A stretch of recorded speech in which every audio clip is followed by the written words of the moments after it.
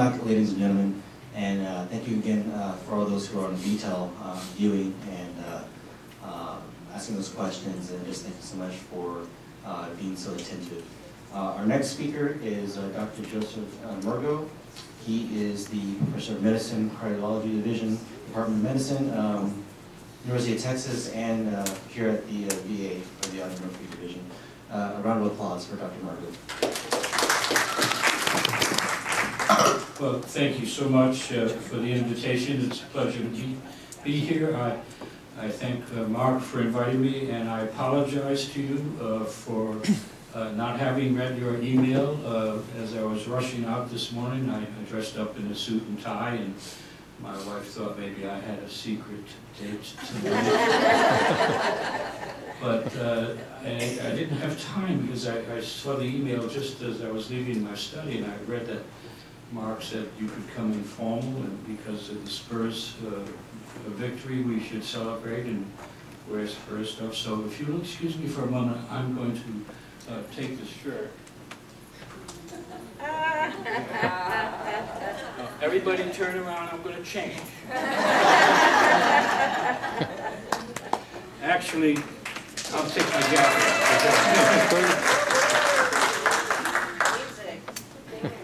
I was just kidding. I'm just going to take my jacket off since it is kind of informal. Well, this is a tough talk to follow a dentist. I sat there with great interest, especially since I get the opposite. Is the dentist still here? I get the opposite. I always get these calls from dentists that say, can we please take them off their aspirin and their bladder so we can do their teeth? That was a revelation. Maybe it just happens in academic institutions. Anyway, my job today is to talk to you about the effects of aging on the heart. And let's see if I can get used to this. Let's start with a few epidemiologic observations and facts and issues that our population is increasing in terms of the percentage of the population that is over the age of 70. And I'm one of those guys. Actually, I had a couple of people come up and say hello to me who knew me 2 centuries ago. One at BAMC, and one whose mom I took care of. Thank you for saying hi. So this is a slide which basically shows you what happens when you look at differences in the distribution of ages between, say, 1990 and coming up 2020, 30-year span. People who are 50 and younger are about the same between 1990 and 2020. But look what's happening to the distribution of ages when we get to 1990. Oops.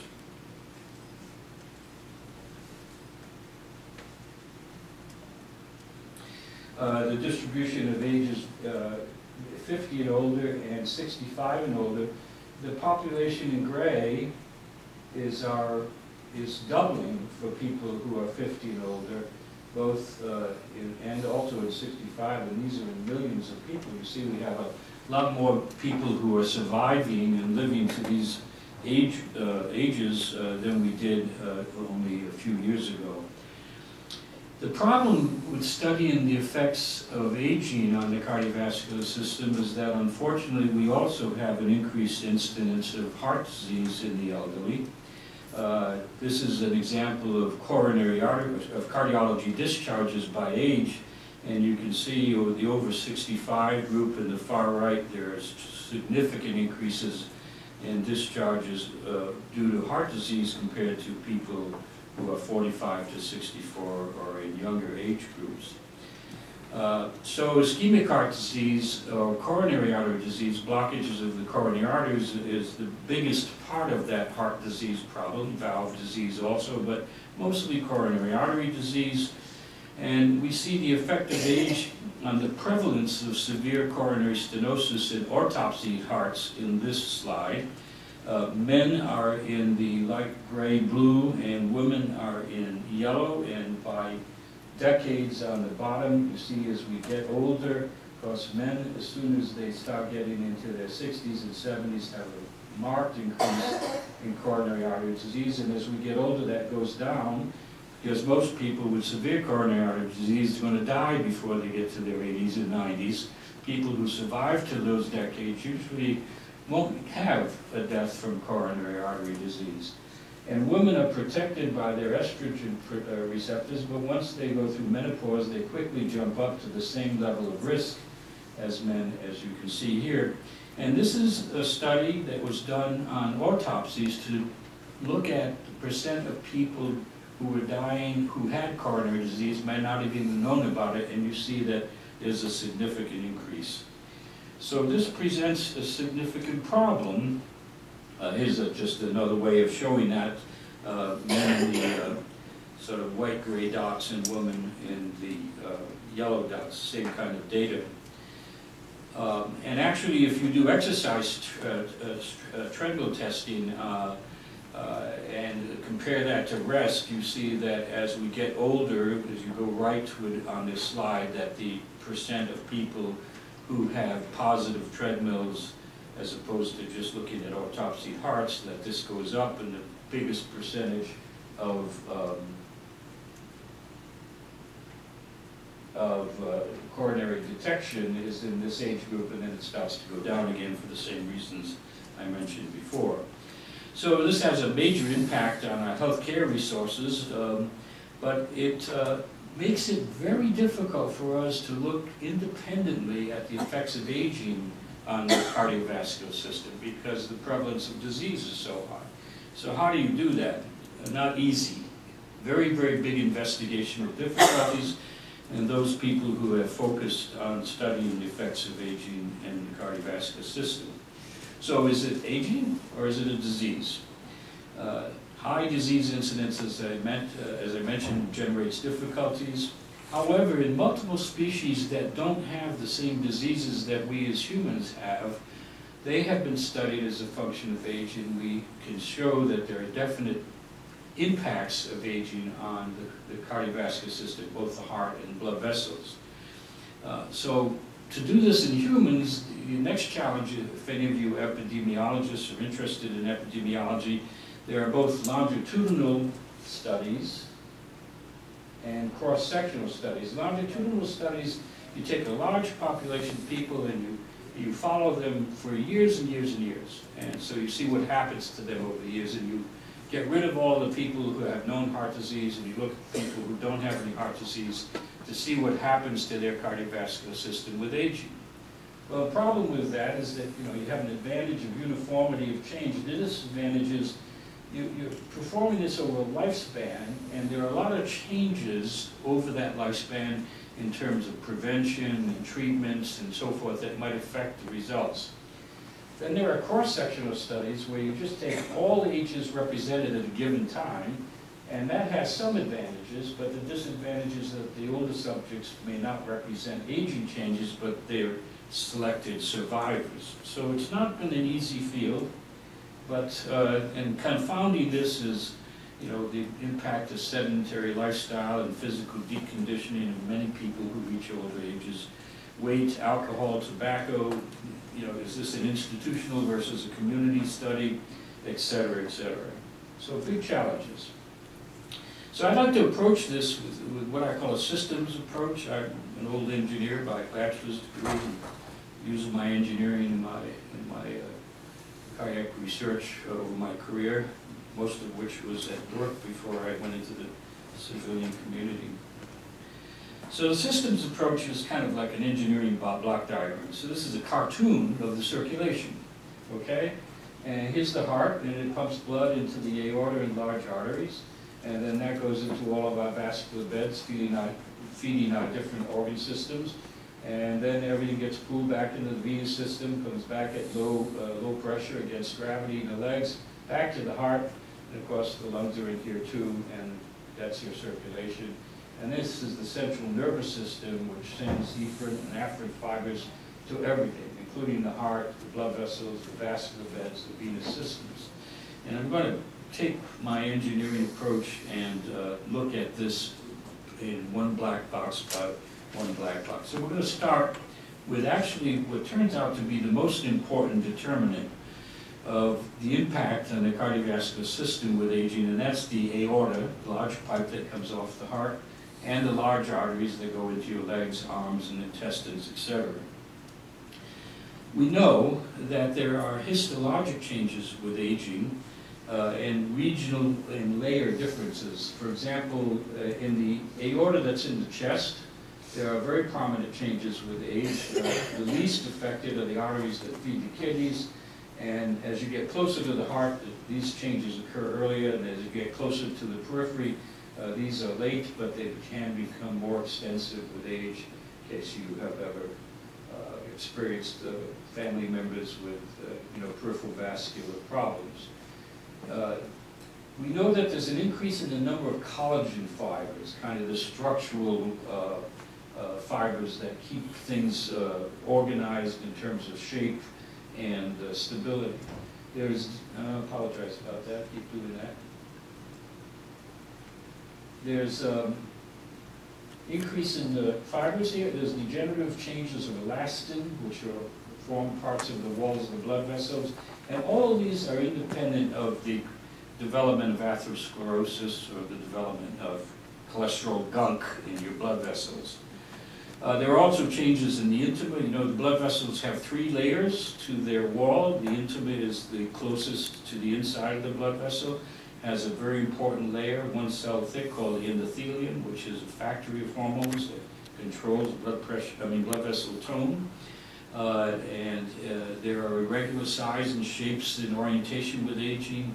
The subendothelium thickens, many changes. The media is where your muscle, your smooth muscle is, that controls how constricted or how dilated your blood vessels are. And there are multiple changes, increased calcification. And the adventitia is the outside layer, which sort of is the cushion and protects the blood vessels from surrounding organs and motion, and this we know less about. Morphologically, on gross pathologic examination, there's increased diameter or size of the aorta and the large arteries with age. There's an increase in the wall thickness with age, and there are significant variations depending on where you look in the body in that. So, for example, here's an increased diameter with age. This is just the radius of the main thoracic aorta, I believe. Yeah, ascending aorta. Right after it leaves the heart with age, and you can see this is a 1 centimeter mark, so twice that would be 2 centimeter aorta. You can imagine that, and here we see that here's a 3 centimeter aorta, and these increase with age. All of these diameters are much less than an aneurysm, and are, again, in the absence of disease, you can see on the bottom here, Murgo. I had to show some of my stuff, right? I participated in this study years ago when I was on active duty with some colleagues from Australia, University of Florida, all old friends of mine. Here's some increases in the wall thickness of the artery. So you can see on the left-hand side, H is the thickness of the wall, and R is the radius of inside the blood vessel. So 2R is the diameter. So basically this is the thickness of the wall divided by the diameter. And in the thoracic aorta, in young people, you can see that this is about 0.3. That means that the artery's wall thickness is 1/3 of its diameter. You can imagine that. So like if it's if the artery is 3 millimeters, then the heart is going to be the cavity of the artery itself is going to be three times that, approximately. And that, as you go from the thoracic aorta to the aortic arch, and then into the descending aorta all the way to the femoral arteries, these relationships change. But you can see this bottom line is young people, this top line is old people, and that these relationships change significantly. So that in the femoral artery, in the groin, in an older person, you might have as much wall thickness as you've got lumen or diameter of the inside of the vessel. If you can just think about that in your mind, the wall is as thick as it is. So think of like the difference between a racquetball, which you can kind of squeeze with your hands. It has kind of a thin wall with a big cavity versus I used to play squash when I could walk. Squash is or handball is a smaller ball. It's real stiff, and the walls are much thicker compared to the inside of the ball. And this is the difference between young and old. You know, these are racket balls down below, and these are stiff, you know, handballs or squash balls on the top. Very, very much tougher. So this translates into what we call an increased elastic modulus, or it's a measurement of stiffness. Don't worry about the axis, the y-axis. It just is, as you go higher on the y-axis, that means we're stiffer. And this is age-related changes in the ascending aorta. And as you can see on the bottom, from age, as we get older, these arteries are much stiffer. That is, if I had to take a piece of artery and stretch it, it would take a lot more pressure to stretch it, you know, a couple of millimeters in an older artery than it would in a smaller or in a younger artery. So this leads to increased wall tension, overall increased in stiffness of the arteries, and we have the prime mover for affecting the heart is these increased aortic stiffnesses. So in general, this is a tension length diagram, and all it does is, again, says how much would I have to pull on a piece of aorta to stretch it a certain amount. It changes even on location. So the aorta in the chest, the ascending aorta that's leaving the heart, is stiffer than the aorta that's leaving the chest, the thoracic aorta that's going down and through the diaphragm. And if you lump these two curves and just look at the difference between old people and young people, young people, it's really nice and loose. You can stretch it. It's nice and elastic. But as we get older, both these curves shift to the left. So what happens is that this results in an increased pulse wave velocity. What does that mean?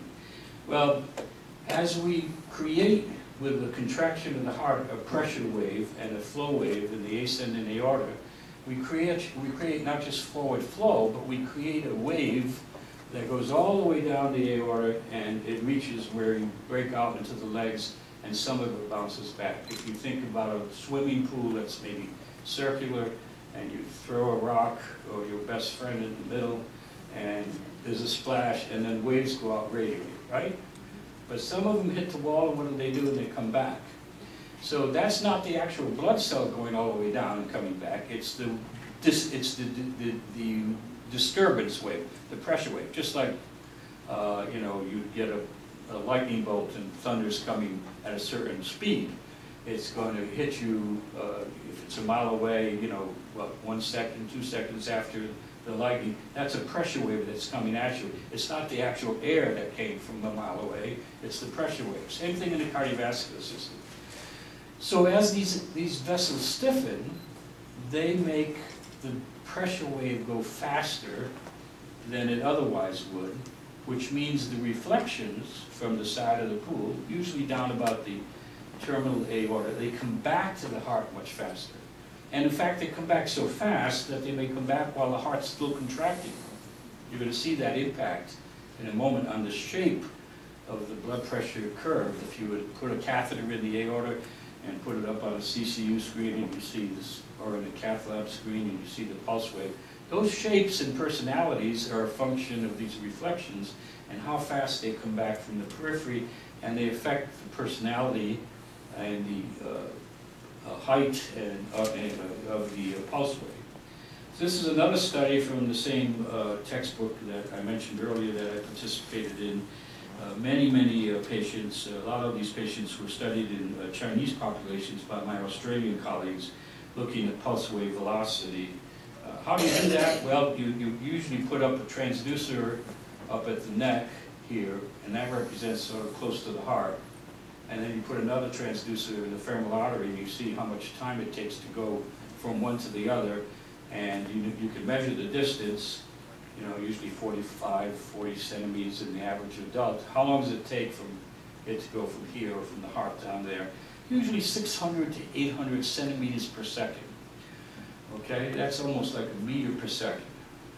down and back, and so that's pretty quick. And you can see that the stiffness of the blood vessel from the aorta, normally, here, all the way down, rises. And pulse wave velocity does the same thing in a normal individual. So pulse wave velocity is a good measure of stiffness. And because it's kind of easy to do, we use pulse wave velocity in a lot of studies on effects of hypertension and other diseases on the heart. So that's that. Increased pulse wave velocity is also increased peripheral resistance, which means the blood vessels, the tiny blood vessels, the arterioles that are just before the tissue and capillary level, they're pretty much constricted and stiff. And that is shown in this graph as a function of age, rising peripheral vascular resistance. We measure that in the CCU and in cath lab when we're doing cardiac catheterizations. That means it's higher resistance to the heart. The heart has to work harder to generate the same amount of flow. So the resultant changes in these dynamics, the title of the slide, increases in systolic and pulse pressure. That is, the difference between the upper blood pressure and the bottom blood pressure when you take it with a cuff rises, becomes larger. Instead of 120 over 80, it may become, even in the absence of hypertension, it may become 130 over 80 or 140 over 80. So the pulse pressure rises. There's a decrease in peak flow and increased amplitude of earlier wave reflections that I just kind of gave you an intuitive description of a moment ago. Normally, the pulse, as it travels from the heart to the periphery, it gets larger. And it gets larger because the closer it gets to the point of reflections, the more they add up together. So normally, your blood pressure, if you were lying down and you took a blood pressure in the arm and it was 120 over 80, it may be in the same person. If you took it in the leg, it may be 130 over 80 because of these reflections and pulse wave amplification. And this is shown here. This is actually a tracing that I did in the cath lab in Brooke Army Medical Center 10,000 years ago with a very special high-frequency semiconductor kits, little semiconductor devices that are mounted on the catheter. Normally we measure blood pressures with catheters through a fluid-filled column connected to a transducer. Any of you who ever worked in an ICU or a cath lab or a coronary care unit, you see these transducers hanging on telephone poles or IV poles, and these big, long connection with fluid-filled catheter. The transducer's outside the body.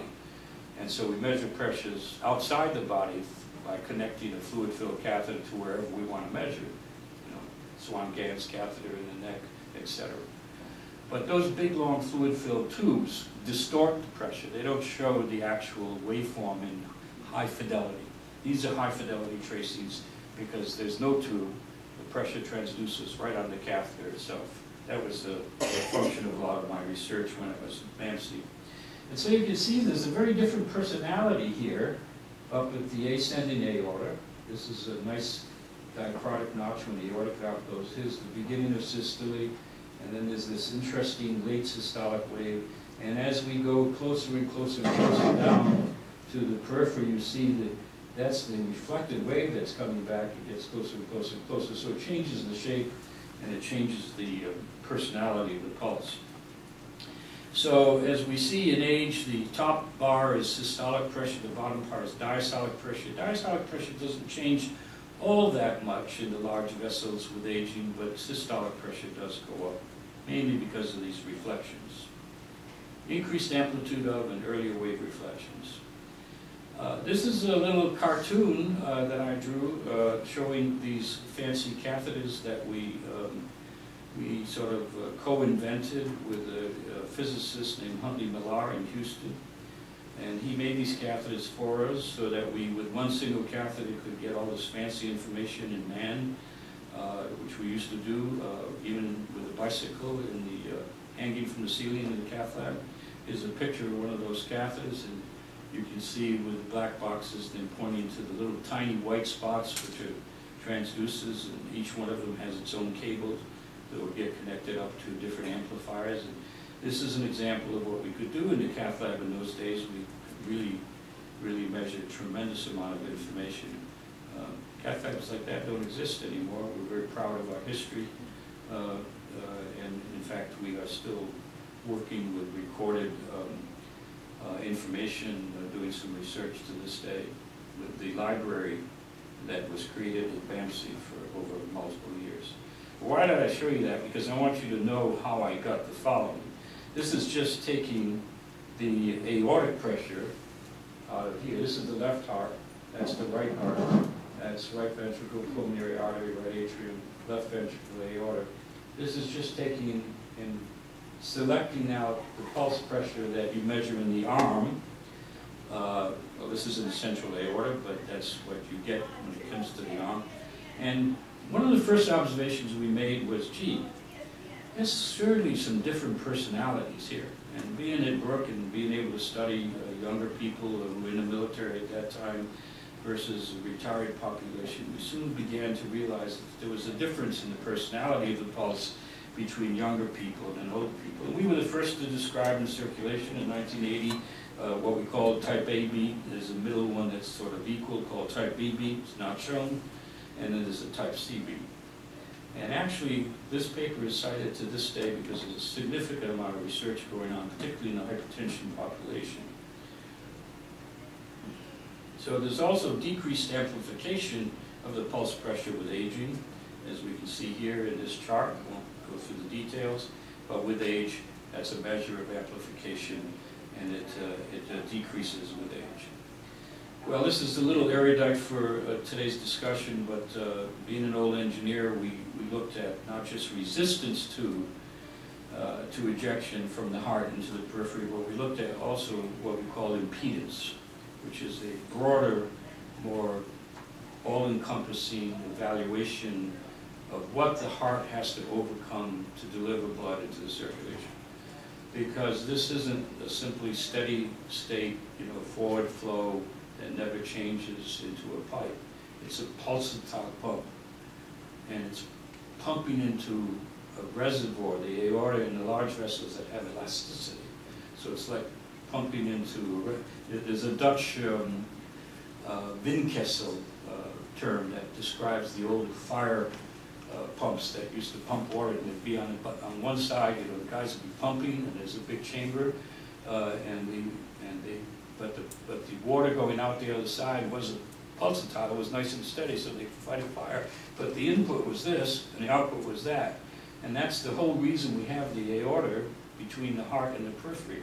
It dampens these big hammer blows that are inside the heart, so that those big hammers are not going all through the circulation. It kind of keeps the pulses kind of smooth. Well, that's how you, yeah. So would impedance be sustained vascular resistance or something? It includes vascular resistance. It's actually measured like this. So what you do is you take the pressure waveform and the flow waveform, that's pulsatile flow and pulsatile pressure, see how different they are? And this is in an old individual, and this is in a young individual, and you put them in a computer, and you break them down by a technique called Fourier transform analysis, fancy mathematical, physical term that breaks down all waves into sine waves and simple sine waves and cosine waves. And say, just like you do in peripheral vascular resistance, where you measure the change in pressure, say, between the aorta and the venous system, divided by the mean flow going through it, like we do in a CCU. Then you take each sine wave and you divide it by the corresponding harmonic, and you plot the harmonics. And you can only describe impedance with these plots, which have modulus and phase. Too fancy for us to discuss.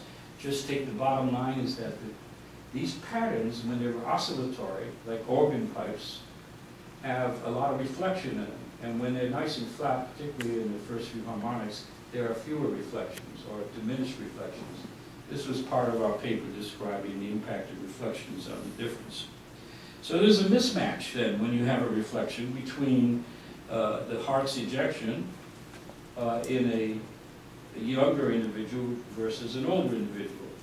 The wave comes back earlier in an older individual, then it adds pressure, high blood pressure to the heart. The heart's seeing a much higher blood pressure because it's reflective compared to a younger individual. See this nice smooth downward flow, downward pressure here. The left ventricle is not having to work as hard to pump into a vascular system that creates this kind of a waveform. And it's the vascular system that creates these waveforms, not the heart. The heart's very boring. You know, you just take a look at the heart's pumping pressure, and it's just a big sine wave. Its personality comes from what it is pumping into. And that's why the age changes and the effects on the cardiovascular circulation and the cardiovascular system is primarily dependent upon the large vessels. So summary of changes in human large vessel structure and function: increases diameter, wall thickness, increases stiffness, increases pulse wave velocity, increases the amplitude and the timing of return of wave reflections, and increases impedance to ejection. So that's the vascular system, okay?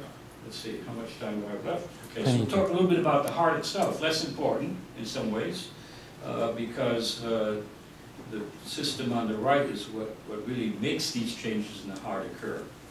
So there are a lot of things I'll go through real quickly, and only the top bullets. The only consistent degenerative changes are fancy cellular descriptions for lipofuscin at the poles of the nuclei, the deposition of lipid droplets, amyloid deposition, myocardial cells increase in size with age. There is increased fibrosis. For those of us who read echocardiograms daily, as I do, you can tell an older echocardiogram from a younger echocardiogram because there's a lot more calcium deposits. There may be sclerosis of the aortic valve. There may be what we call MAC, mitral annular calcification.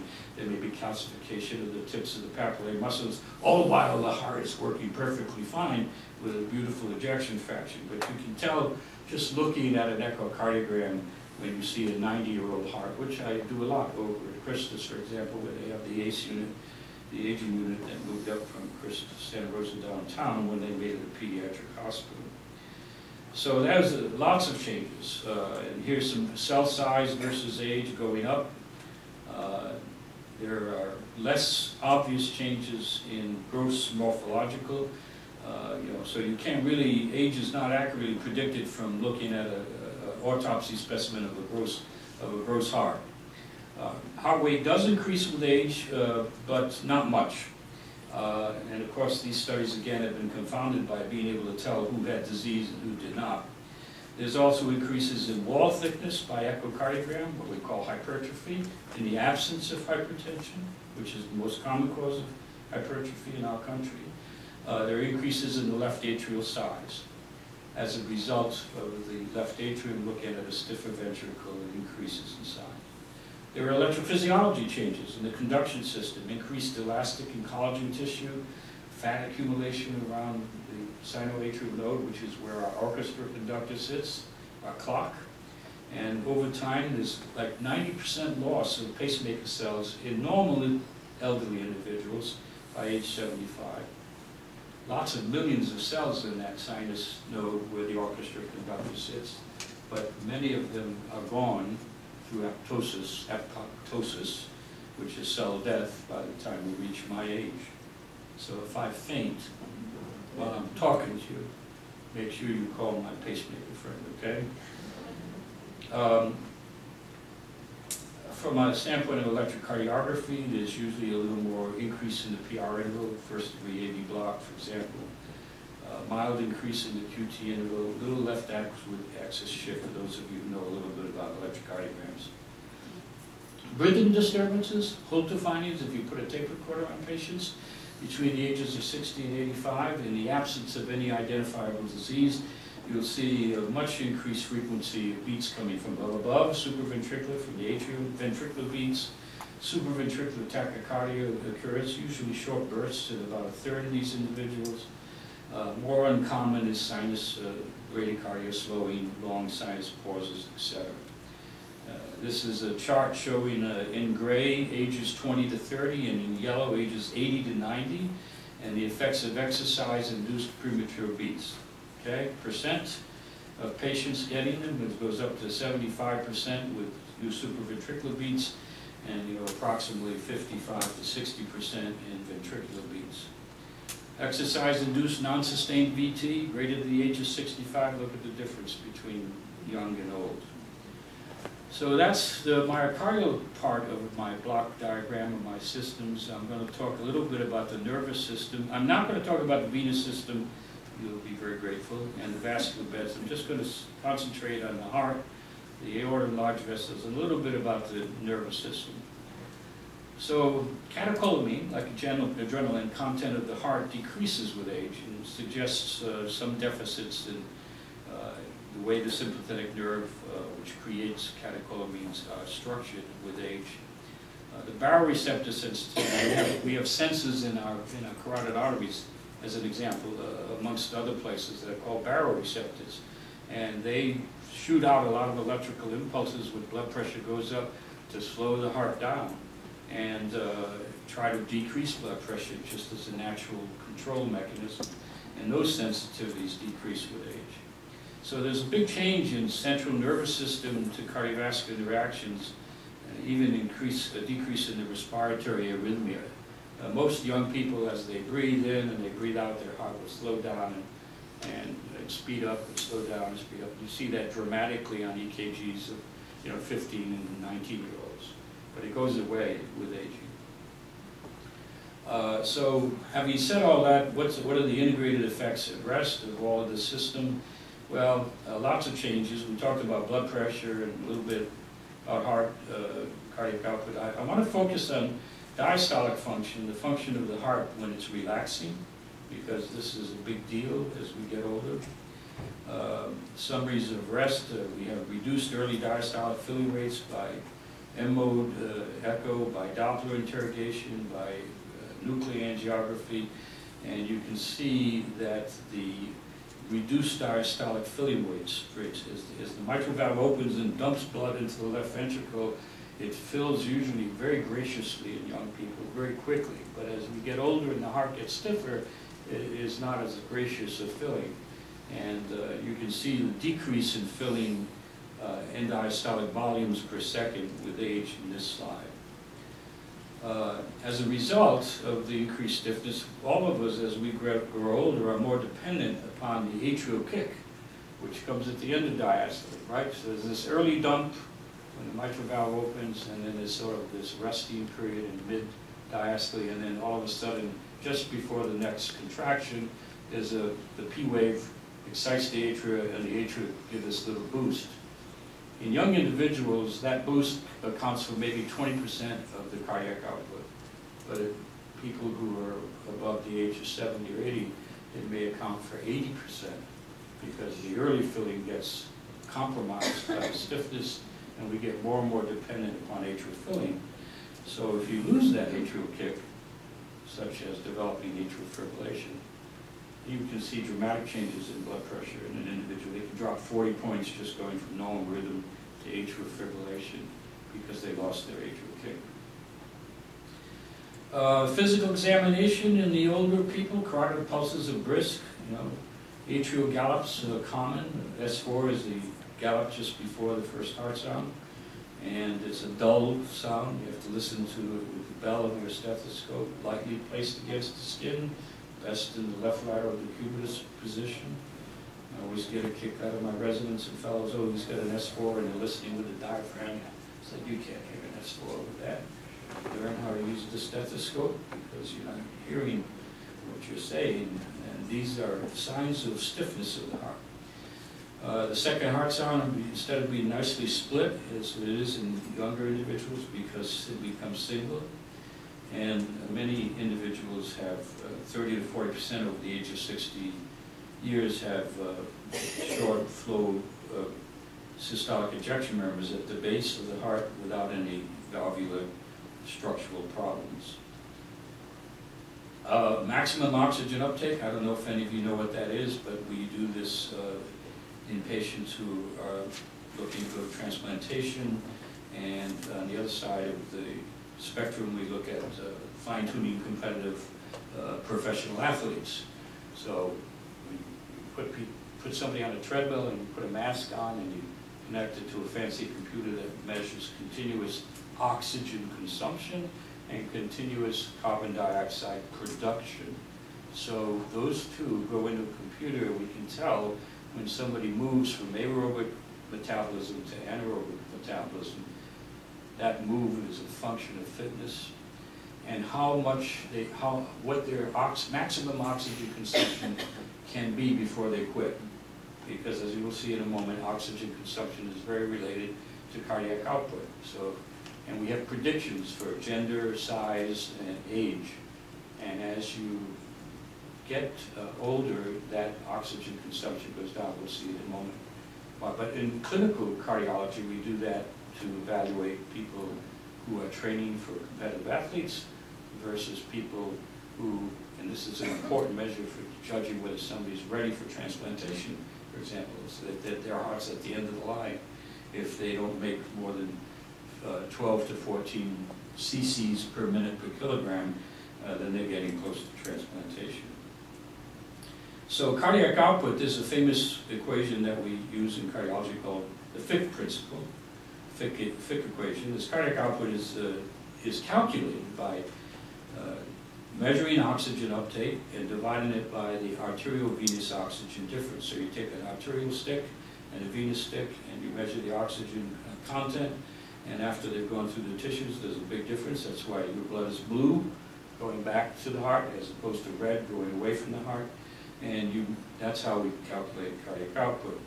If you rearrange that equation, then you bring oxygen uptake over to the left and put cardiac output onto the other side, you see that maximum oxygen uptake is related to cardiac output times the AVO2 difference. It's an indicator of fitness, and we've had many studies looking at the effects of aging on this, and they reveal a decline averaging about 1% per year from ages 25 to 75. I think it's better to show you a graph. So on the left-hand side, you see VO2 max, which is oxygen consumption, and the bottom is age. I split this in half, so really it's top and bottom, but it's left and right to make it better seen on the slide. And on the left-hand side, this is before correcting for muscle mass. But if you correct for muscle mass, which decreases with aging, you see the decline in oxygen consumption is less severe than if you don't correct for muscle mass. But it does nevertheless go down. Exercise, what happens to hemodynamics with exercise? Well, we see in this slide, basically, if I can get my, this is ages 25 to 34, 35 to 44, etc. And you can see blood pressure rising and falling on the top. That's a normal response. The blue line, so they're within normal limits. So it is normal to reach a blood pressure of 200, over the diastolic blood pressure. No, this is all systolic. So these are the ranges of systolic blood pressure. You can go up to 175 to 200. And it's normal in certain individuals, but that tendency goes down with age. Okay, and this is heart rate in terms of, sorry, that's systolic and diastolic blood pressure. I'm sorry, the heart rate's on top, my fault, blood pressure's on the bottom. And you see with age, heart rate starts to go down. Actually, blood pressure does not, my apologies. Effects of aging, there's probably 30% decline in heart rate from ages 20 to 80. There's milder decline in cardiac output. There are compensatory rises in stroke volume. There's a bigger reliance on what we call the Frank-Starling mechanism. For those of you who may remember some of your physiology, the more plump, the more distended the heart is, the more powerful it tends to contract. So here we see end diastolic volume on the top. That's the volume of the left ventricle right when it's most filled before it contracts. And in systolic volume on the bottom, that's the size of the heart after it's emptied itself.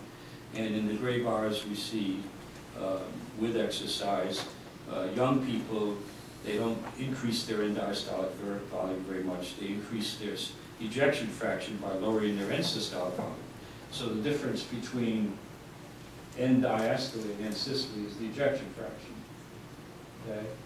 But older people tend to be able to increase their end-diastolic volume without being able to decrease their end-systolic volume. So their stroke volume, the difference between these two, is higher. And here are the effects sort of repeated on stroke volume. Those were absolute volumes, end-diastolic volume and systolic volume. The difference between those curves is stroke volume, how many shots of blood heart ejects each beat. And here it is on cardiac output, on stroke volume versus cardiac output. I'm going to skip through a few of these for the sake of time and the sake of keeping you awake. And I want to get to just a few other important things. We do lose our beta-adrenergic response with age. We lose our ability to compensate. It's kind of like being on a beta blocker without being on a beta blocker. It occurs in the presence of higher catecholamine levels, and so we have deficits in these normal compensation mechanisms. For example, here are in gray ages, mean age is 29, in blue 50, and mean age in yellow 72. At rest on the left, peak exercise in the right, in the middle, and 2 minutes post-exercise on the right. You can see that the amount of norepinephrine, which is sort of a cousin of adrenaline in the blood in older people, is considerably higher to make up for this loss. And these are actually plasma epinephrine levels.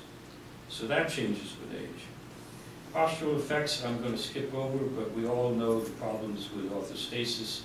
And when patients stand up, they lose blood pressure beyond the normal 10 to 15 millimeters of mercury. They get lightheaded, and they can even faint, and that's because of changes in the venous system as well as in the adrenergic responses to the both hormonal and the neurologic systems.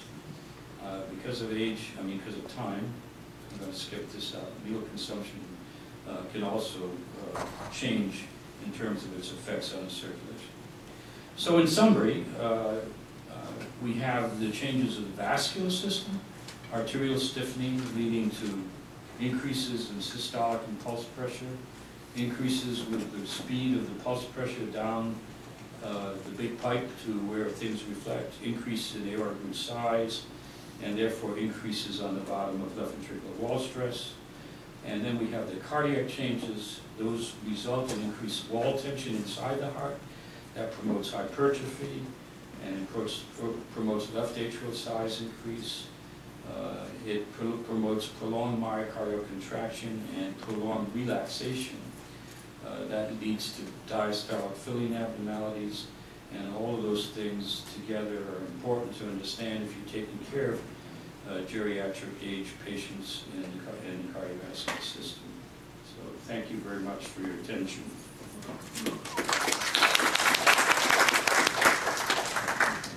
Are there any questions? Please, any questions? Do you want me to change into my spur shirt?